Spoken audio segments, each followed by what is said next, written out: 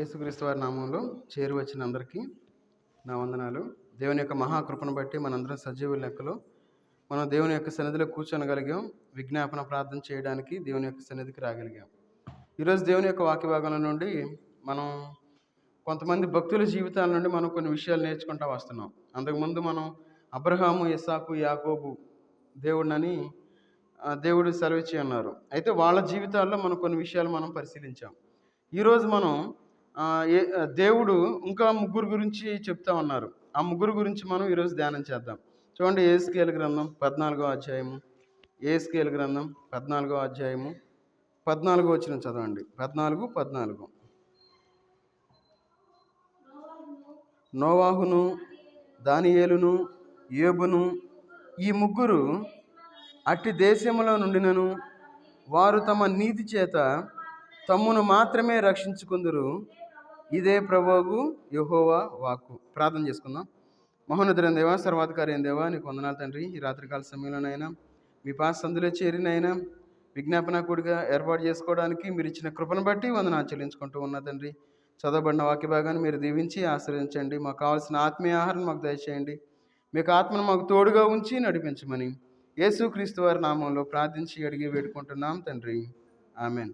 ఇక్కడ మనం చదువుకున్న వాక్య భాగంలో ఇంతకుముందు మనం గమనించాం, అబ్రహాము, ఇస్సాకు, యాకోబు దేవుడినని స్వయాన దేవుడే మనకి ఆ ముగ్గురు గురించి స్టేట్మెంట్ ఇచ్చారు.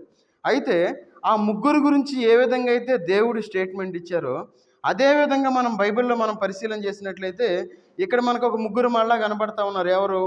నోవాహును, దానియేలును, యోబును అని మనం ముగ్గురు కనబడతా ఉన్నారు. ఇదే అధ్యాయం 20వ వచనం చదవండి. నోవాహును, దానియేలును, యోబును ఈ ముగ్గురు దానిలో ఉన్నను నా జీవముతోడు వారు తమ నీతి చేత తమ్మును మాత్రమే రక్షించుకుందురు గాని కుమారునైనను కుమార్తెనైనను రక్షింపజాలకుందురు. చాలు. ఇక్కడ మనం చదువుకున్న వాక్య భాగంలో మరలా 20వ వచనంలో మళ్ళా చెప్తా ఉన్నారు. ఎవరంటే దేవుడు మనకి చెప్తా ఉన్నాడు ఏమని? నోవాహును, దానియేలును, యోబును ఈ ముగ్గురు ఎట్లా రక్షించబడ్డారు? వారి యొక్క నీతి చేత వాళ్ళు రక్షించబడినట్లు మనకు కనబడతా ఉంది. ఎందుకంటున్నాడు, నా జీవముతోడు వారు తమ నీతి చేత తమ్మును మాత్రమే రక్షించుకొందురు. కానీ ఈ లోకంలో మనం జీవించేటప్పుడు మన నీతి చేత మనం జీవించేవారుగా ఉండాలి. మన నీతి మన బిడ్డలకి లేదంటే మన కుమారులకి మన కుమార్తెలకి రాదు. అందుకే ఇక్కడ అంటా ఉన్నాడు ఏమని? వారి యొక్క నీతి చేత అని మనకి ఇక్కడ కనబడతా ఉంది. అయితే ఈ ముగ్గురి ద్వారా మనం ఏమి నేర్చుకోవాలి అనే విషయాలు ఈ రాత్రికాల సమయంలో మనం ధ్యానం చేద్దాం. ఈ ముగ్గురి జీవితాల్లో మనం నేర్చుకోవాల్సిన విషయాలు ఏమున్నాయి? ఇక్కడ నీతి ద్వారా వారు రక్షించబడ్డారు అని చెప్పి దేవుని యొక్క వాక్య భాగం మనకి సెలవిస్తూ ఉంది. మొట్టమొదటిగా మనకి నోవాహు కనబడతా ఉన్నాడు. నోవాహు ఆరాధన చేసిన వాడుగా ఉన్నాడు. నోవాహు తన యొక్క జీవితంలో ఆరాధించిన వాడుగా ఉన్నాడు. నోవాహు అంటే నెమ్మది అని అర్థం. చూడండి, ఆదికాండం 5వ అధ్యాయము 29వ వచనం చదవండి. భూమిని యెహోవా శపించినందువలన కలిగిన మన పని విషయంలోనూ ఇతడు మనకు నెమ్మది కలుగు చేయననుకొని అతనికి నోవాహు అని పేరు పెట్టెను. ఇక్కడ ఆరాధనకి నెమ్మదికి రెండిటికి సంబంధం ఉంది. అందుకే నోవాహు తన యొక్క జీవితంలో దేవుణ్ణి ఆరాధించిన వాడుగా ఉన్నాడు. అందుకే నోవాహు అంటే నెమ్మది అనే అర్థం ఇచ్చే పేరు నోవాహు పెట్టినట్లుగా ఇక్కడ మనం చూస్తూ ఉన్నాం. మరి మన జీవితంలో మనం నెమ్మదితో కూడిన ఆరాధన మనం చేసేవారుగా ఉన్నామా?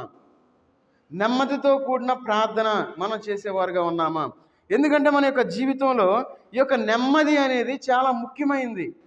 ఈ కాలంలో మనం జీవించేటప్పుడు నెమ్మది కలిగి జీవించాలి. మనిషికి విశ్రాంతి అనేది చాలా అవసరం. అందుకే చూడండి, నిర్గమాకాండం 20వ అధ్యాయము 8, 9, 10, 11 వచనాలు చదవండి. 20వ అధ్యాయము 8 నుండి 11 వచనాలు. విశ్రాంతి దినమున పరిశుద్ధ దినముగా ఆచరించుటకు జ్ఞాపకముంచుకొనుము. చాలు. ఈ లోకంలో మనం 6 రోజులు మనం పనిచేస్తాం.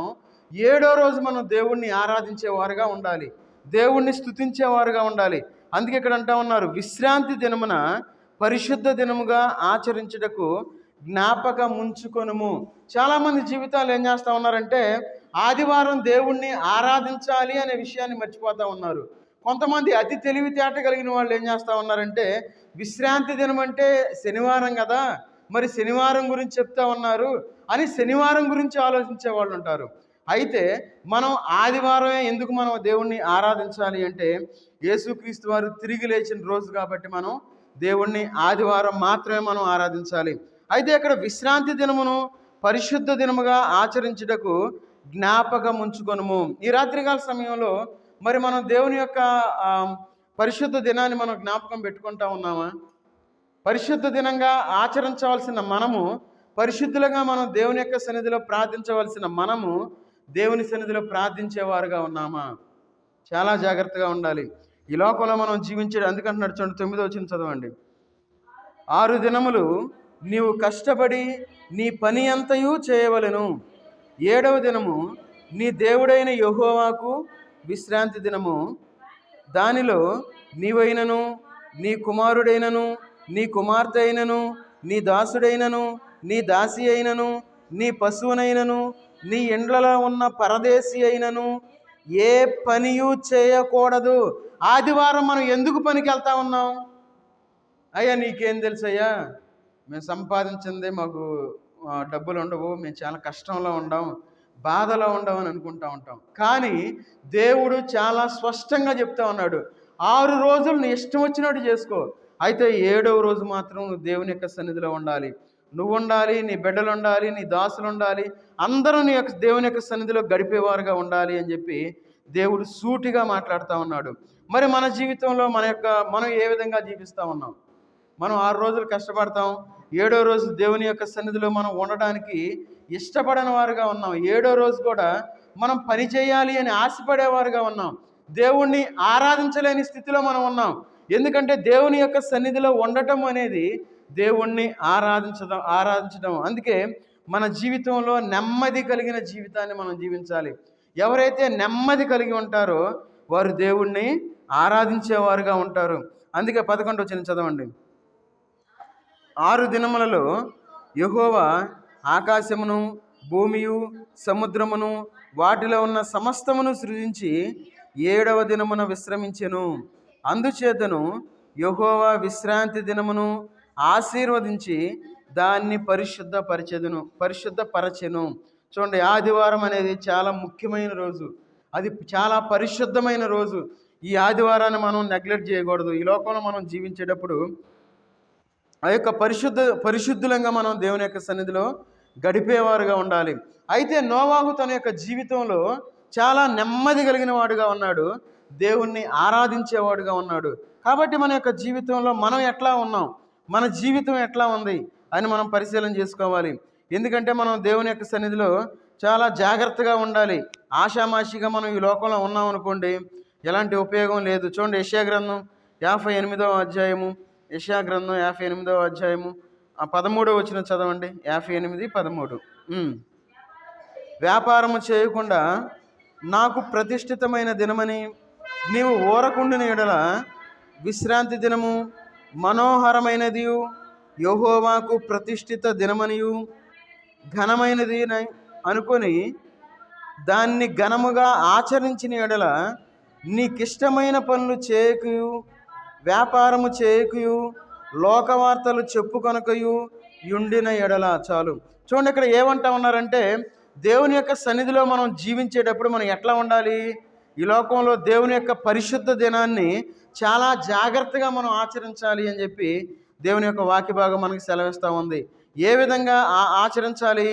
అది దేవుణ్ణి ఘనపరిచే దినము అని చెప్పి ఇక్కడ మనకి తెలియజేస్తూ ఉన్నారు. అందుకే చూడండి, అక్కడ దాన్ని ఘనముగా ఆచరించవలెను.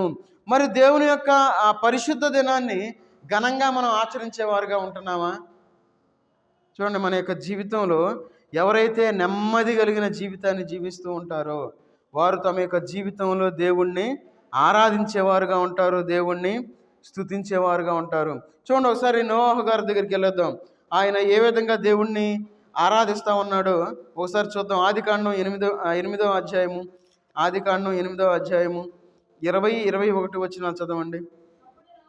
అప్పుడు నోవాహు యెహోవాకు బలిపీఠము కట్టి పవిత్ర పశువులన్నిటిలోనూ పవిత్ర పక్షులన్నిటిలోనూ కొన్ని తీసుకొని ఆ పీఠము మీద దహన బలి అర్పించెను. చాలు.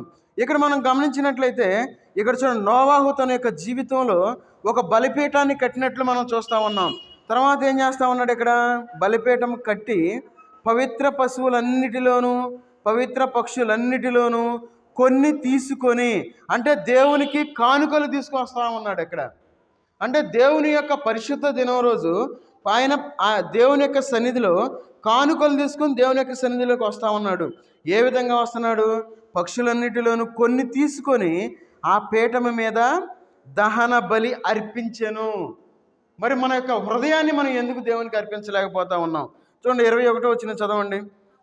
అప్పుడు యెహోవా ఇంపైన సువాసన నాగ్రానించి ఇక మీదట నరులను బట్టి భూమిని మరలా శపించను. ఎందుకనగా నరుల హృదయాలోచన వారి బాల్యము నుండి చెడ్డది.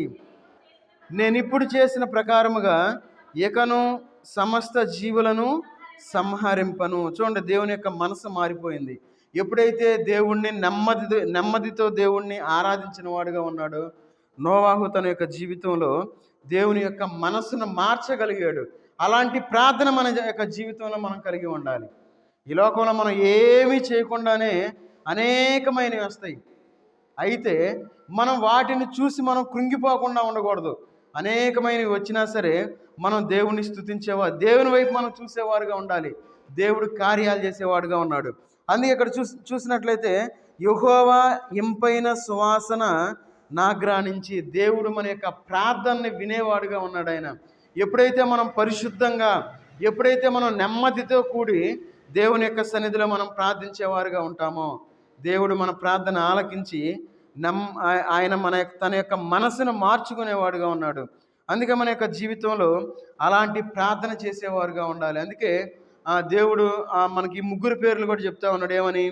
నోవాహు, దానియేలు, యోబు అని చెప్తా ఉన్నారు. కాబట్టి మన యొక్క ప్రార్థన ఏ విధంగా ఉంది ఈ లోకంలో మనం ప్రార్థన చేసేటప్పుడు? మరి మనం నెమ్మదితో జీవిస్తూ ఉన్నామా? దేవుణ్ణి మనం ఆరాధిస్తూ ఉన్నామా? మనం పరిశీలన చేసుకోవాలి వాక్యంలో. ఆ విధంగా మనం పరిశీలన చేసుకొని ఒకవేళ మనం ఆ విధంగా జీవించకపోతే ఆ విధంగా జీవించడానికి మనం విజ్ఞాపన ప్రార్థన మనం చేసేవారుగా ఉండాలి. అయ్యా, నన్ను క్షమించు, ఎప్పటివరకు నెమ్మది లేదు నా జీవితంలో. నేను ఎంతోమందిని చూసి ఈర్ష్యపడేవాడిగా ఉన్నాను, ఈర్ష్యపడేదానిగా ఉన్నాను, సహించలేని వాడుగా ఉన్నాను అని మన జీవితంలో ఎప్పటికైనా మనం పశ్చాత్తాపడేవారుగా ఉండాలి. పశ్చాత్తాపడి మనం దేవుని యొక్క సన్నిధిలో మనం ఆరాధించేవారుగా ఉండాలి, స్తుతించేవారుగా ఉండాలి. తర్వాత మనకి దానియేలు మనకు కనబడతా ఉన్నాడు. ఈ దానియేలు తన యొక్క జీవితంలో దేవుడు దానియేలు జీవితం గురించి మనకేం తెలియజెప్పాలనుకుంటా ఉన్నాడంటే, దానియేలు చాలా ప్రవచనాలను చూసేవాడుగా ఉన్నాడు. దానియేలు ప్రవచనాలు చూసి ముందుగా సిద్ధపడేవాడుగా ఉన్నాడు. దానియేలు అంటే మన యొక్క ఆత్మీయమైన జీవితంలో ఈ లోకంలో జరిగే సంఘటనలు మనం చూసి మనం దైవికంగా సిద్ధపడేవారుగా ఉండాలి. ఈ లోకంలో మంచి చేస్తే ఎవరు మంచి చేశాడు అనరు. అంతా అయిపోయిన తర్వాత పెత్తనాలు చెలాయించాలి అనే ఆలోచనలో ఉంటారు. ఈ లోకంలో ఒక మనిషి యొక్క నైజం ఏంటంటే, అంతా అయిపోయిన తర్వాత నేనే ఉండాలి, నేనే అన్ని చేశాను, నేనే నడిపించాను, అంతా నేనే చేశానని చెప్పి ఈ లోకంలో అపోహపడతా ఉంటారు. ఈ లోకంలో మన జీవితంలో మనం ఎట్లా ఉండాలి అంటే, చూడండి ఒకసారి దానియేలు గ్రంథం 9వ అధ్యాయము, దానియేలు గ్రంథం 9వ అధ్యాయము 1, 2, 3 వచనాలు చదవండి. మాదీయుడగు అహర్వేషు యొక్క కుమారుడైన దైర్యవేషు కల్దీయులైన పైన రాజాయను. అతని ఏలుబడిలో మొదటి సంవత్సరమందు దానియేలును నేను యెహోవా తన ప్రవక్తయగు యిర్మీయాకు సెలవిచ్చి తెలియజేసినట్టు యెరూషలేము పాడుగా ఉండవలసిన 70 సంవత్సరములు సంపూర్తి అవుచున్నవని ఆ ప్రవర్త గ్రంథమును చదివి గ్రహించితిని. 3వ వచనం. అంతటా నేను గోనె పట్ట కట్టుకొని ధూళి తలపైన వేసుకొని ఉపవాసం ఉండి ప్రార్థన విజ్ఞాపనలు చేయుటకై ప్రభువుకు దేవుని ఎదుట నా మనస్సును నిబ్బరము చేసుకుంటుని. దానియేలుకి ఎవరన్నా చెప్పారా? ఏమని? అయ్యా ఇట్లా సంవత్సరాలు గడిచిపోతూ ఉన్నాయి, మరి నువ్వు ఇట్లా ఉపవాసం ఉండి ప్రార్థన చేయాలి, విజ్ఞాపన చేయాలి, దేవుని సన్నిధిలో ఉండాలి అని ఎవరు చెప్పలా. అయితే దానియేలు గ్రహించాడు. ఎట్లా గ్రహించాడంటే, ఈ యొక్క ప్రవచనాలు చదివాడు దానియేలు. ప్రవచనాలు చదివి తన యొక్క ఆత్మీయ జీవితంలో స్పృహ కలిగి ఉన్నాడు కాబట్టి తను ఏం చేశాడు? ఉపవాసం ఉండి విజ్ఞాపన చేసేవాడుగా ఉన్నాడు. అందుకే అక్కడ మనం చూస్తూ ఉన్నాం చూడండి, ఏమని యెహోవా తన ప్రవక్త యిర్మీయాకు సెలవిచ్చి తెలియజేసినట్లు యెరూషలేము పాడుగా ఉండవలసిన 70 సంవత్సరములు సంపూర్తి అవుచున్నవని తెలుసుకున్నాడు. ఎట్లా తెలుసుకున్నాడంటే దేవుని యొక్క వాక్యాన్ని బట్టి తెలుసుకున్నవాడుగా ఉన్నాడు. మరి మన జీవితంలో దేవుని యొక్క వాక్యాన్ని బట్టి ఈ లోకంలో మనం జీవించేవారుగా ఉండాలి. ఆ విధంగా మనం జీవించకపోతే మనం నష్టాన్ని చూడవలసిన వారుగా ఉంటాం. అయితే దానియేలు ఏం చేశాడంటే తన యొక్క ప్రవచన దృక్పథాన్ని కలిగి ఉన్నాడు. ఆయన ముందు చూపు కలిగి ఉన్నాడు. ఎందుకంటే వాక్యం ఈ విధంగా ఉంది కదా, ఎట్లా 70 సంవత్సరాలు అయిపోతూ ఉంది అని చెప్పి తను సిద్ధపడిన వాడుగా ఉన్నాడు. ఒక మాటలో చెప్పాలంటే మరి ఆత్మీయమైన జీవితంలో మన యొక్క సిద్ధపాటు ఏ విధంగా ఉంది? మన యొక్క ప్రార్థన ఏ విధంగా ఉంది? మన యొక్క జీవితం ఏ విధంగా ఉంది? మనం ఎంతవరకు దేవుని యొక్క వాక్యానుసారంగా సిద్ధపడేవారుగా ఉన్నాం? ఎప్పుడు మనం ఎదుటి వాళ్ళని చూసి ఏడ్చేవారుగా ఉండకూడదు. ఈ లోకంలో ఉన్న మహా చెడ్డ గుణం ఏంటంటే, ఎదుటి వాళ్ళు బాగుంటే మనం ఏడ్చే గుణం ఉంటుంది. అయితే ఏమని చెప్పుకుంటామంటే మనం నేనంతా బాగున్నాను, నేనంతా మంచిగా చేస్తున్నాను, నన్ను మించినోడు లేడు, నన్ను మించింది లేదు, నాకు ఎంత ఎక్స్పీరియన్స్ ఉంది, నువ్వేందంట చెప్పేది, అసలు నీ బాధ ఏంది, నువ్వేందని చెప్పి ప్రశ్నించుకునేవారుగా ఉంటారు ఈ లోకంలో. మన జీవితంలో మనం ఎట్లా ఉండాలంటే దేవుని యొక్క వాక్యానుసారంగా ఈ లోకంలో జీవించాలి. ఎందుకంటే వాక్యంలాగా మాట్లాడితే కష్టంగానే ఉంటుంది, బాధగానే ఉంటుంది. చాలా ప్రయత్నాలు జరుగుతున్నాయి ఈ మధ్య. అయితే ఎన్ని ప్రయత్నాలైనా సరే దేవుడు మనతో ఉన్నాడు కాబట్టి ఎవరు కూడా మనల్ని ఏమీ చేయలేరు.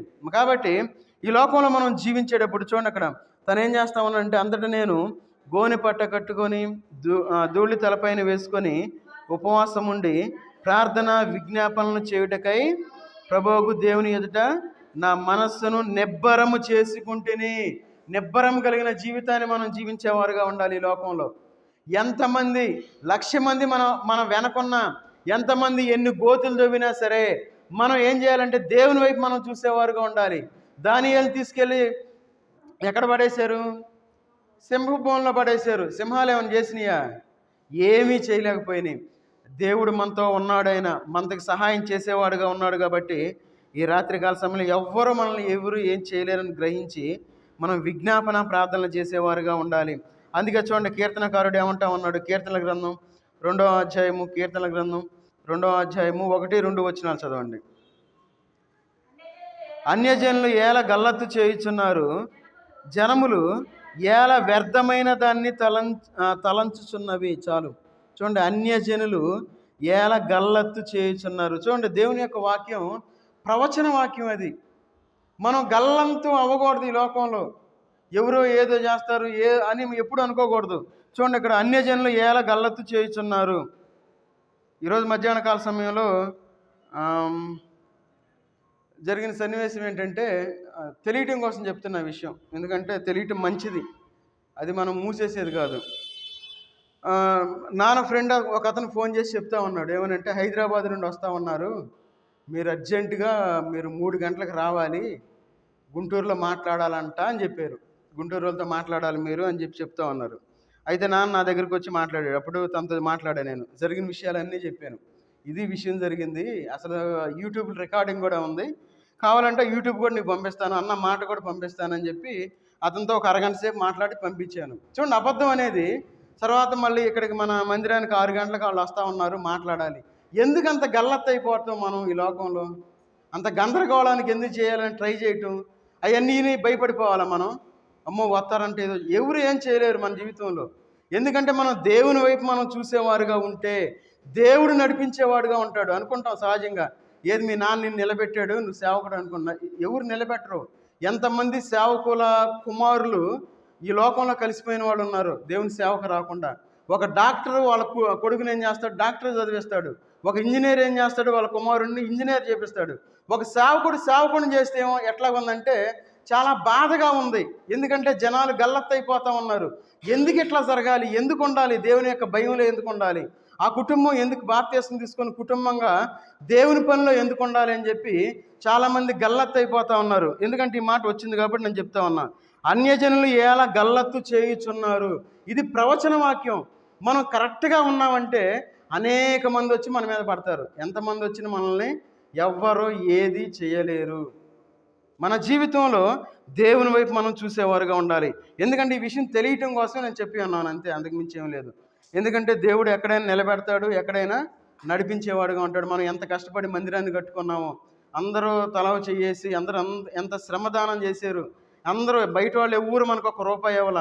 అందరూ మన మందిరంలో ఉన్న కుటుంబాలు అందరూ కష్టపడి మనం నిర్మించుకున్నాం. దేవుని యొక్క చిత్తాన్ని బట్టి, దేవుని యొక్క దర్శనాన్ని బట్టి మనం ఈ విధంగా కూర్చొనగలిగాం.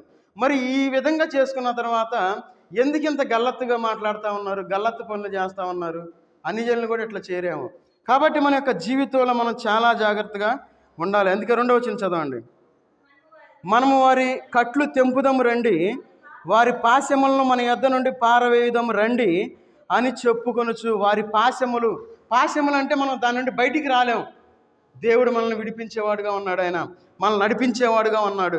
కాబట్టి ఎవరు ఏది చేయాలని ఎంత ప్రయత్నించినా ఎవరు ఏమీ చేయలేరని యూట్యూబ్లో వస్తుంది. యూట్యూబ్ పరంగా నేను చెప్తా ఉన్నాను. మనం ధైర్యంగా మనం ముందుకెళ్ళేవారుగా ఉండాలి. చూడండి, అందుకే చూడండి ఇక్కడ అపోస్తుల కార్యాలు 4వ అధ్యాయము, అపోస్తుల కార్యాలు 4వ అధ్యాయము 24, 25, 26 వచనాలు చదవండి. వారు విని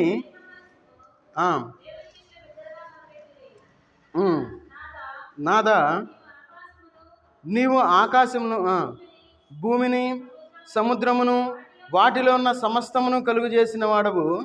అన్యజనులు ఏలా గల్లత్తు చేసిరి, ప్రజలెందుకు వ్యర్థమైన ఆలోచనలు పెట్టుకొనిరి. ప్రభువు మీదను ఆయన క్రీస్తు మీదను భూరాజులు లేచిరి, అధికారులను ఏకముగా కూడుకొనిరి. చాలు. ఈ మాటలు దేవుడు ఎందుకు రాపిచ్చి పెట్టాడు? ఒకవేళ నేను మనసులో అనుకోవచ్చు, అరే ఎంత అందరం కలిసి ఎంత కష్టపడ్డామే మందిరం కోసం, ఏ రాజకీయ నాయకుడి దగ్గరికి మనం వెళ్ళలేదే, ఎక్కడా తలదించలేదే, ఎందుకు ఈ విధంగా వస్తుందని చెప్పి నేనైతే డేలా పడిపోవాలా. ఎందుకంటే దేవుడు తన యొక్క వాక్య భాగంలో ప్రవచనంగా రాశాడు. తర్వాత అపోస్తుల కార్యంలో కూడా మళ్ళీ చూపిస్తూ ఉన్నాడు. ఏమనంటే అన్యజనులు ఏల గల్లత్తు చేసిరి, ప్రజలెందుకు వ్యర్థమైన ఆలోచనలు పెట్టుకొనిరి. ఈ వ్యర్థమైన ఆలోచనలు పెట్టుకొనటం వలన నేను దేవునికి ఎదురుగా వెళ్తున్నాను, దేవునితో పోరాటానికి వెళ్తా ఉన్నాననే విషయాన్ని మర్చిపోయి ఈ లోకంలో మనం జీవించేవారుగా ఉన్నాం. మనం ఎప్పుడు కూడా దేవునికి ఎదురుగా మనం వెళ్ళకూడదు. ఎవరు కూడా దేవునికి ఎదురుగా వెళ్ళి బాగుపడిన వాళ్ళు ఎవ్వరూ లేరు. ఇది వాక్యానుసారంగా నేను ఎవరి మీద నాకు కోపం లేదు. ఇది వాక్యానుసారంగా నేను హెచ్చరిస్తూ ఉన్నాను. మన యొక్క జీవితంలో మనం ఎట్లా ఉండాలంటే, అందుకంటున్నాడు చూడండి, అక్కడ చాలా జాగ్రత్త చదవండి. అక్కడ ప్రభువు దూతను ఆయన క్రీస్తు మీదను భూరాజులు లేచిరి, అధికారులను ఏకముగా కూడుకొనిరి. మనుషుల మాట వినకపోతే అధికారుల దగ్గర కూడా వెళ్ళారు. ఒకవేళ అధికారుల దగ్గరికి వెళ్ళినా సరే దేవుడు మనతో ఉన్నాడు అని మనం గ్రహించేవారుగా ఉండాలి. కాబట్టి యొక్క రాత్రికాల సమయంలో మనం ఏం చేయాలంటే, ప్రవచన వాక్యం నెరవేరుతూ ఉంది కాబట్టి మనం ప్రార్థించేవారుగా ఉండాలి. అందుకే మన యొక్క జీవితంలో ప్రార్థనా జీవితాన్ని మనం కలిగి ఉండాలి. ఎవరైతే మనకి విరోధంగా పోరాడుతూ ఉన్నారో వారు మనసులు మార్చండి అని మనం ప్రార్థించేవారుగా ఉండాలి. వారి జీవితాలు మార్చమని మనం ప్రార్థించేవారుగా ఉండాలి. వాళ్ళ కుటుంబాలు బాగు చేయమని మనం ప్రార్థించేవారుగా ఉండాలి. అలాంటి విజ్ఞాపన ప్రార్థన మనం కలిగి ఉండాలి. మన జీవితం ఒక ఆదర్శమైన జీవితాన్ని మనం జీవించేవారుగా ఉండాలి. అందుకే దానియేలు గురించి మనకి ఈ విధంగా చెప్పి ఉన్నారు. అందుకే చూడండి, 2 పేతురు రాసిన పత్రిక దేవుడు మనకి ఒకవేళ మబ్బుగా ఉన్నా చీకటిగా ఉన్నా ఎలాంటి పరిస్థితి అయినా సరే దేవుని యొక్క వాక్యం, ఆయన యొక్క ప్రవచనాలు మనకు వెలుగుగా ఉంటాయి అనే విషయాన్ని అక్కడ మనకు తెలియజేస్తూ ఉన్నారు. 2 పేతురు రాసిన పత్రిక 1వ అధ్యాయము 19, 20, 21 వచనాలు. మరియు ఎంతకంటే స్థిరమైన ప్రవచన వాక్యం మనకున్నది, తెల్లవారి వేకువ చుక్క మీ హృదయములలో ఉదయించు పర్యంతము ఆ వాక్యము చీకటి గల చోటున వెలుగిచ్చు దీపమైనట్టున్నది. దాని యందు మీరు లక్ష్యముంచిన ఎడల మీకు మేలు. మనం దేని యందు లక్ష్యం ఉంచేవారుగా ఉండాలి? దేవుని యందు మనం లక్ష్యం ఉంచేవారుగా ఉండాలి. దేవుని యొక్క వాక్యమందు మనం లక్ష్యం ఉంచేవారుగా ఉండాలి. అందుకంటున్నాడు ఏమని, ఇంతకంటే స్థిరమైన ప్రవచన వాక్యం మనకున్నది. తెల్లవారి వేకువ చుక్క మీ హృదయములలో ఉదయించు పర్యంతము ఆ వాక్యము చీకటి గల చోటున వెలుగిచ్చు దీపమైనట్టున్నది. చీకటిలో వెలిగిచ్చేదిగా ఉంది వాక్యం. ఆ వాక్యం మనల్ని నడిపించేదిగా ఉంది. కాబట్టి మన యొక్క జీవితంలో చాలా జాగ్రత్తగా 20వ వచనం చదవండి. ఒకడు తన ఊహను బట్టి చెప్పుట వలన లేఖనములో ఏ ప్రవచనమును పుట్టదని మొదట గ్రహించుకొనవలెను. ఎలయనగా ప్రవచనము ఎప్పుడును మనుషుని ఇచ్చను బట్టి కలగలేదు, కానీ మనుషులు పరిశుద్ధాత్మ వలన ప్రేరేపింపబడిన వారై దేవుని చేత పలికిరి. చూడండి, ఇక్కడ మనిషి ఏం చేస్తారంటే ఒక వచనాన్ని పట్టుకొని దాన్ని అదే అనుకుంటారు కరెక్ట్, దాన్ని గ్రహించలేని వారుగా ఉంటారు. అయితే దేవుని యొక్క వాక్యం ఎట్లా ఉందంటే పరిశుద్ధాత్మ వలన ప్రేరేపించబడి మనకు రాయించినట్లు మనకి ఇక్కడ చూస్తాం. కాబట్టి మన యొక్క జీవితంలో దానియేలు ఏ విధంగా అయితే ప్రవచన వాక్యాన్ని చూసి ఏ విధంగా అయితే ప్రార్థించి ఉన్నాడో, అదే విధంగా ఈ రాకడ సమయంలో మనం ఏం చేయాలంటే దేవుని యొక్క సన్నిధిలో మనం విజ్ఞాపన ప్రార్థన చేసేవారుగా ఉండాలి. దేవుని సన్నిధిలో మొర్ర పెట్టేవారుగా ఉండాలి. చివరిగా ఏబు గురించి చూద్దాం. ఏబు జీవితం గురించి మనకేం తెలియజేస్తా ఉన్నారంటే, ఏబు ఒక నిస్వార్థపరుడు. ఆయన ఎలాంటి స్వార్థపరుడుగా మనం బైబిల్లో నిస్వార్థపరుడుగా మనం చూడగలం. తర్వాత ఇతరుల అకర్ల పాలు పంపులు పొందినవాడుగా ఉన్నాడు ఏబు తన యొక్క జీవితంలో.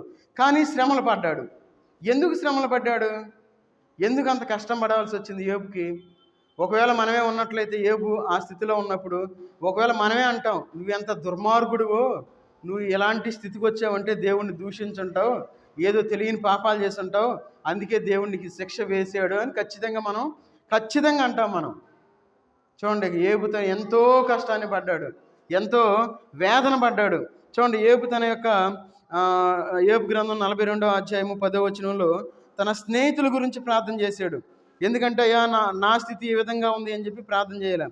తన యొక్క స్నేహితుల కోసం ప్రార్థన చేసినట్లు మనం చూడగలం. 42:10. తన స్నేహితుల నిమిత్తము ప్రార్థన చేసినప్పుడు యెహోవా అతని క్షేమస్థితిని మరలా అతనికి దయచేసెను. మరియు ఏబుకు పూర్వము కలిగిన దానికంటే రెండంతల ఆశీర్వాదము యెహోవా అతనికి దయచేసెను. చూడండి, స్నేహితుల కోసం ఎందుకు ప్రార్థన చేశాడు ఏబు?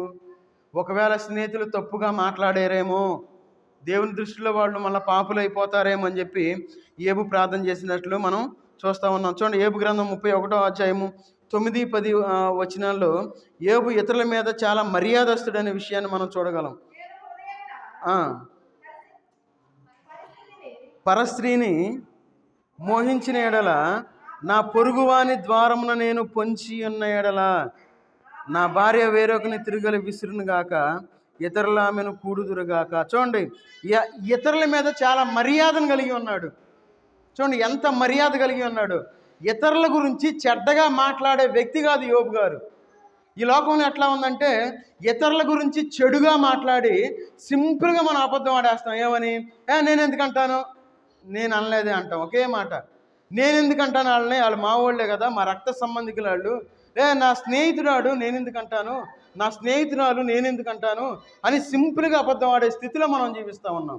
అయితే ఏబు తన యొక్క పొరుగువారి విషయంలో ఇతరుల మీద చాలా మర్యాద కలిగిన వాడుగా ఉన్నాడు.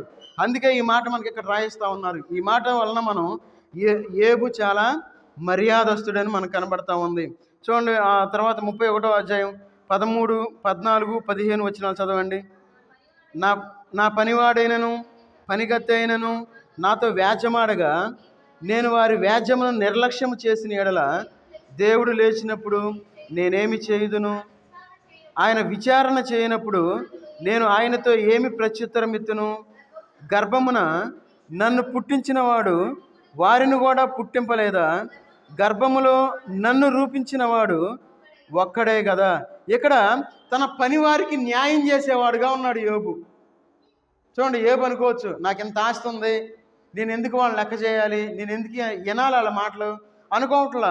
ఒకవేళ పని వాళ్ళు ఏదన్నా తగాదా వస్తే ఆ తగాదా విని తీర్చేవాడుగా ఉన్నాడు. అందుకే పనివారికి న్యాయం చేసేవాడుగా ఉన్నాడు. ఈ వచనాలను బట్టి మనం చూడండి, అక్కడ ఒక మంచి మాట అంటా ఉన్నాడు. ఏమని? గర్భమున నన్ను పుట్టించిన వాడు వారిని కూడా పుట్టింపలేదా? అయ్యా, నేను ఒకటే, ఆయన ఇద్దరం సమానమే, మేమిద్దరం దేవుని దృష్టిలో ఒకటిగానే ఉన్నాము. చూడండి ఎలాంటి భావాన్ని కలిగి ఉన్నాడు. ఈ లోకంలో మనం ఒకరికి సహాయం చేయకపోయినా ఏమంటామంటే, నన్ను మించినోడు లేడు, లేదంటే నేను పెద్ద లక్ష్యాధికారిని అని చెప్పుకుంటాం మనం, ₹1 సహాయం చేయలేకపోయినా. కానీ ఏమేమంటా ఉన్నాడు? నువ్వు ఒకటే, నేను ఒకటే. దేవుడు నువ్వు ఏ విధంగా అయితే వచ్చి ఉన్నావో అదే విధంగా దేవుడు నన్ను కూడా చేసి ఉన్నాడని చెప్పి దేవునికి భయపడేవాడుగా ఉన్నాడు. ఇంకా మనం చూసుకున్నట్లయితే చూడండి, 16 నుండి 20 వచనాల్లో మీరు తర్వాత చదువుకోండి. పేదలకి తిండి బట్ట ఇచ్చేవాడుగా ఉన్నాడు. 16 వచనం దగ్గర నుండి 20 వచనంలో మీరు గమనించినట్లయితే పేదలకు ఏం చేస్తూ ఉన్నాడు? తిండి బట్ట వేస్తూ ఉన్నాడు. తర్వాత చూడండి 21 వచనం దగ్గర నుండి 22 వచనంలో తండ్రి లేని వారి ఎడల ప్రేమను కలిగిన వాడుగా ఉన్నాడు. ఆ తర్వాత 24, 25 వచనాల్లో చూడండి, 24, 25 చదవండి. సువర్ణము నాకు ఆధారం అనుకుని ఎడల నా ఆశ్రయము నీవే అని మేలిమి బంగారముతో నేను చెప్పిన ఎడల నా ఆస్తి గొప్పదని కానీ నా చేతికి విస్తారము సొత్తు దొరికినని కానీ నేను సంతోషించిన ఎడల. చూడండి, ఇక్కడ ఒక మాట అంటా ఉన్నాడు. ఏమని? ధనాపేక్ష లేనివాడుగా ఉన్నాడు. ఏమంటా అసలు ఆ స్టేట్మెంట్ చూడండి ఎట్లా ఉన్నాడు. సువర్ణము నాకు ఆధారము చేసుకుని ఎడల నా ఆశ్రయము నీవే అని మేలిమి బంగారముతో నేను చెప్పిన ఎడల. సహజంగా మనం ఈ లోకంలో ఏం చేస్తామంటే డబ్బును చూస్తాం, మనం బంగారాన్ని చూస్తాం, లేదంటే మన స్థలాలను చూస్తాం, లేదంటే మన పొలాలను చూస్తాం, మనకున్న ఆస్తి పాస్తులను మనం చూస్తాం. వీటన్నిటిని చూసి మనం ఏం చేస్తామంటే దేవుణ్ణి మనం వదిలిపెట్టేవారుగా ఉన్నాం. అయితే యోబు తన యొక్క జీవితంలో ఈ బంగారం నాకు ఆశ్రయం కాదు అని చెప్తా ఉన్నాడు.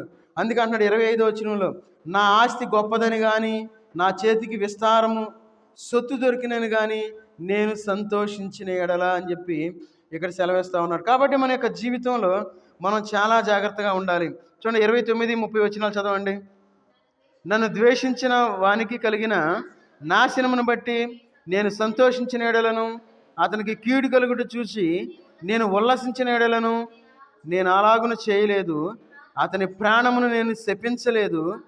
పాపము చేయుటకు నా నోటికి నేను చోటియనేలేదు. చూడండి అసలు యోబు తన గురించి ఏ విధమైన స్టేట్మెంట్ ఇస్తా ఉన్నాడు. తన జీవితంలో శత్రువుల్ని శపించిన వాడు కాదు. శత్రువులను మనం ఏం చేస్తామంటే సింపుల్గా శపిస్తాం. నీ చేయి పడిపోవాలి, కాలు పడిపోవాలి, నాశనం అయిపోవాలి. అబ్బో ఎన్ని మాటలు! ఇంకా అంతకు మించి మనం మాట్లాడతాం. మనం అంటే నేను మాట్లాడను. ఎవరైతే ఆ విధంగా మాట్లాడుతూ ఉన్నారో వారు శత్రువుల్ని ప్రేమించేవారు. వారి కోసం మనం ప్రార్థన చేయాలి. అయ్యా వాళ్ళని క్షమించు, వాళ్ళు ఎంతో గల్లత్తైపోతూ ఉన్నారు, ఎన్నో ఆలోచనలు కలిగి ఉన్నారు, మమ్మల్ని ఏదో చేయాలనుకుంటా ఉన్నారు, అయ్యా మా మీదకి వచ్చారు, అయ్యా మమ్మల్ని కొట్టారు, మమ్మల్ని ద్వేషిస్తూ ఉన్నారు అని చెప్పి శత్రువుల కోసం మనం ప్రార్థన చేసేవారుగా ఉండాలి.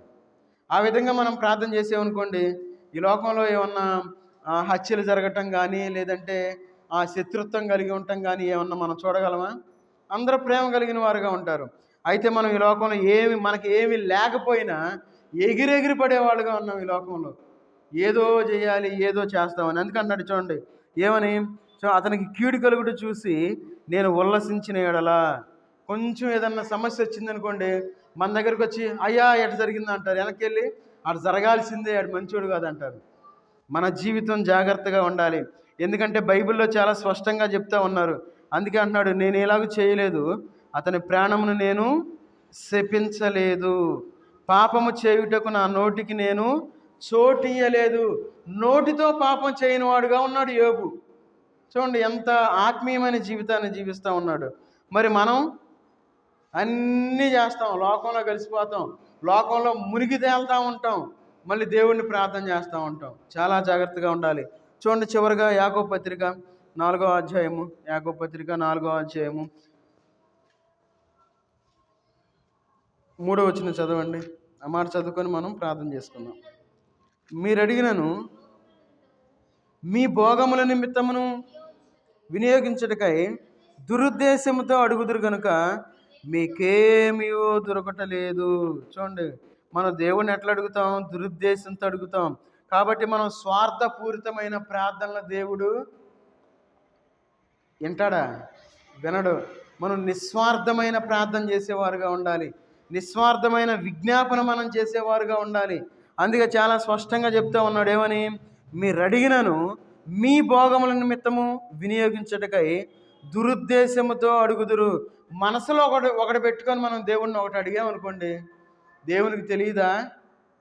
ఒకవేళ మనం మోసం చేయొచ్చు మనుషుల్ని, మనసులో ఒకటి పెట్టుకొని మనతో ఒకటి మాట్లాడవచ్చు, కానీ దేవుడు చూస్తూ ఉంటాడు. మన యొక్క దురుద్దేశాన్ని దేవుడు చూస్తూ ఉంటాడు. దేవుడు మాత్రం అస్సలు ఊరుకోడు. అందుకంటున్నాడు, అడుగుదురు కనుక మీకేమీ దొరకటలేదు. అందుకే మన ప్రార్థన దేవుడు ఆలకించట్లా. ఈ లోకంలో మనం జీవించేటప్పుడు అందుకే మనం ముందుగా చూసాం, దేవుడు ఏం చెప్తా ఉన్నాడు? నోవాహు, దానియేలు, యోబు అని చెప్పి వారి గురించి స్టేట్మెంట్ ఇస్తూ ఉన్నాడు దేవుడు. మరి మన గురించి దేవుడు మన గురించి ఏం స్టేట్మెంట్ ఇస్తాడు? అయ్యా నీ నామాను ఏదో చేశాను, ఎన్నో చేశానని మనం ఉండకూడదు. అప్పుడేమంటాడు దేవుడు? వినడం అన్నమాట. మనం వాక్యానుసారంగా వెళ్ళాలి. ఒకవేళ వాక్యానుసారంగా లేకపోతే సరి చేసుకుని వెళ్ళాలి. దానికి మనం ఈ లోకంలో మనం దాని గురించి మనం వ్యర్థమైన ఆలోచన పెట్టుకోకూడదు. అయ్యా నన్ను క్షమించు, ఒకవేళ నేను వాక్యానుసారంగా ఈ లోకంలో జీవించడం లేదేమో అని మనం దేవుడిని అడిగేవారుగా ఉండాలి. ఆ విధంగా మనం అడిగి దేవుని యొక్క ఆశీర్వాదాలు మనం ఎప్పుడైతే పొందుతామో దేవుడు ఖచ్చితంగా మనందరిని దీవించి ఆశీర్వదించాడు. కాబట్టి ఇక రాత్రికాల సమయంలో మనందరం తల్ల వంచి ఒకరి తర్వాత ఒకరు మనం ప్రార్థన చేద్దాం.